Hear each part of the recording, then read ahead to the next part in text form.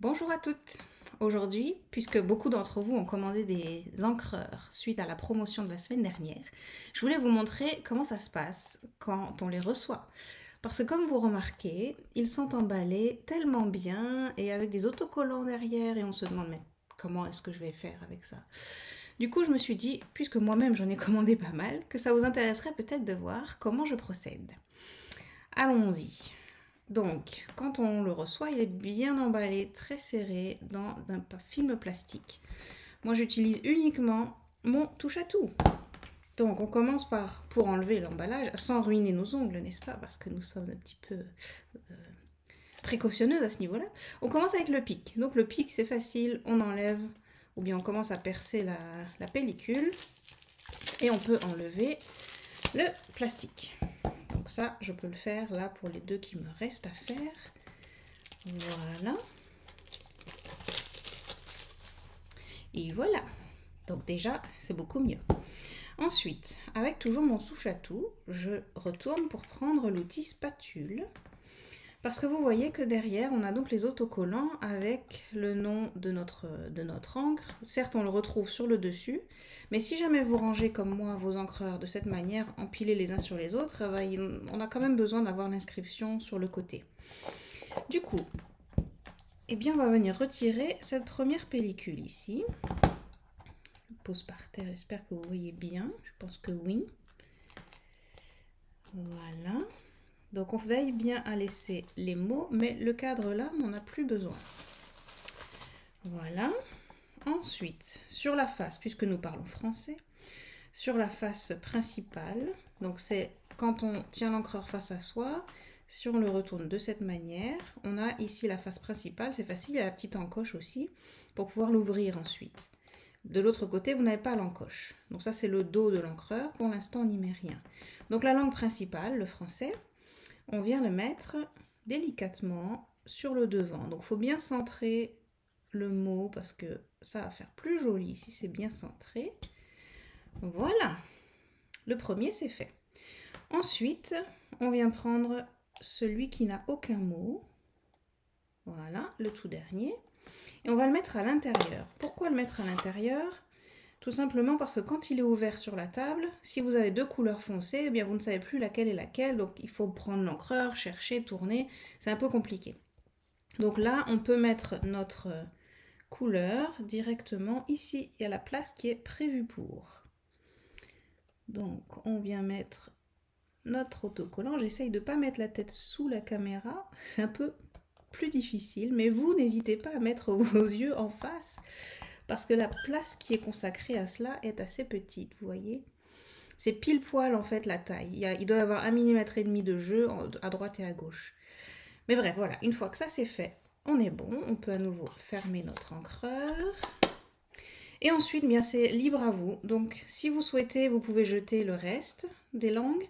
Moi, j'aime bien quand même les avoir sur l'encreur, bien visibles, au cas où on suit, par exemple, des tutoriels en anglais ou en français, parce que ça arrive, où elle nous dit la langue. Donc, certes, c'est écrit là, mais si, à nouveau, on a notre encreur qui est ouvert devant nous, eh bien, on ne saura pas quelle est la langue, parce que vous voyez, on ne voit rien.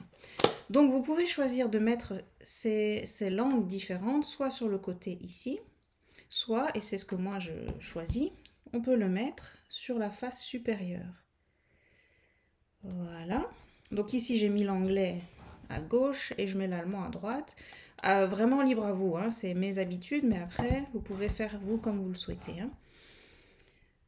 Et l'allemand, et pareil, j'essaye de centrer pour que ce soit à peu près harmonieux. Bon, après, on n'est pas à 2 mm près, évidemment. Hein. Voilà. Il nous reste une dernière langue, le japonais. Si vous le souhaitez, à nouveau, mais moi je trouve que c'est drôlement pratique, vous pouvez le mettre derrière. Pareil, si l'encreur est ouvert sur la table, ou bien si vous en avez plusieurs et qu'ils sont retournés, vous êtes peut-être avec des amis, vous faites du scrap ensemble, les encreurs sont mélangées d'un côté ou de l'autre de la table, et bien vous pouvez très bien voir là en face, ah c'est la couleur ici ocre roussillon, donc certes je ne parle pas japonais, mais entre ocre roussillon et par exemple le vert jardin qui est à côté, eh bien on reconnaîtra facilement la différence. Voilà, s'ils sont l'un à côté de l'autre, vous voyez, la couleur, on la voit bien. Et voilà, donc votre encreur, il est prêt.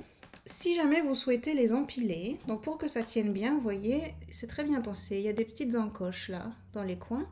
Et en dessous de l'autre, vous avez les encoches réversées, dans l'autre sens. Par contre, si vous le laissez comme ça va un peu glisser, ça va pas bien tenir. Mais si vous enlevez ici cette pellicule, donc la pellicule qui est juste là, qui a tenu tous les autocollants, on peut l'enlever. Normalement, elle s'enlève facilement. Donc, sur certains, ça se déchire. Voilà, celui-là, ça se déchire un peu. Mais ça va, c'est que le coin. On pourra enlever tout à l'heure. Voilà. Et donc ici, cette pellicule-ci, ça nous fait même pas un demi, un quart de, je sais pas, un 25e de millimètre. Cependant, ça empêche que la connexion se fasse bien entre les deux encreurs. Donc là, il reste qu'un tout petit bout, donc ça doit aller. Et voilà, et vous remarquez tout de suite directement que ça tient beaucoup mieux. C'est vraiment la toute petite pellicule qu'il y avait entre les deux, ça les empêchait de bien se connecter. Tandis que là, au moins, c'est bien mis. Voilà.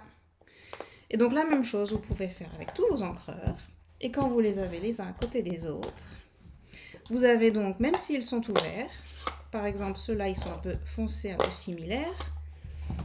Vous voyez que s'ils étaient sans les autocollants, l'un à côté de l'autre, on ne saurait pas trop dire lequel est laquelle couleur. Tandis que là, de voir tous les autocollants autour, on sait très bien que, ok, celui-ci c'est fruit des bois, celui-ci c'est ocre roussillon. Et voilà, c'est tout ce que je voulais vous montrer aujourd'hui, la petite astuce du jour. J'espère que ça vous a plu, que cela vous sera utile. Et bien sûr, n'hésitez pas à me contacter si vous avez quelconque question ou bien des commentaires. Voilà. À très vite sur des lives. Ciao, ciao!